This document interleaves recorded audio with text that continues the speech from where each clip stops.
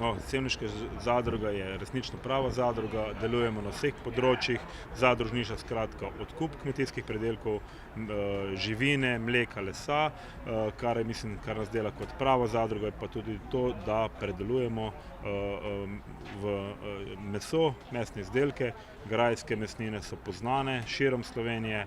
Mislim, da je naša usmeritev v tradicionalne produkte, se pravi sol, poper, dim in veliko truda prava. To kupec išče, kupec je začel to ceniti in zadnjih nekaj let vsako leto dosežemo kar značilno rast na področju izdelkov.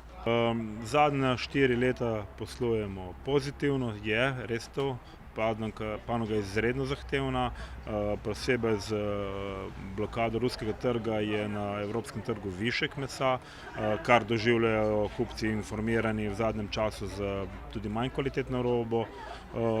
Tukaj pa mislim, da je naša prednost, ker nam kupci zaupajo, vejo, da odkupujemo meso lokalnih rejcev, živali, goveda vzrejena na Posavskem, prašiči ravno tako, in tu mislim, da bomo v prihodnjem obdobju lahko dosegli neko normalno rentabilnost. Sigurno je pa to ena najtežavnejših panog v kmetijstvu.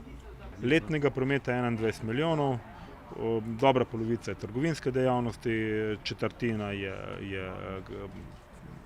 so grajske mesnine, potem je odkup lesa, dober 1,5 milijona in pač odkup lesa, mleka. K10 je konzorcij 10. Mislim, da je to en lep primer, da zadruge znamo tudi same med sabo se povezovati, sodelovati, biti složne, tudi na neformalni ravni.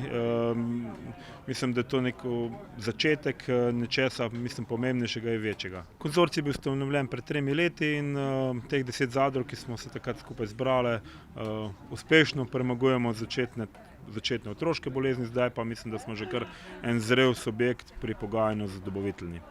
Pri nas so kontrole zelo striktne in tako je tudi prav, se pravi veterinar veterinarske uprave je prisoten dnevno v procesu klanja in predelave mesa. Zavezani smo vsem vzorčenjem, napovedanim in nenapovedanim kontrolam, tako da mislim, da vsi ti obrati v Sloveniji, ki poslujejo na ta način, so varni in zanesljivi.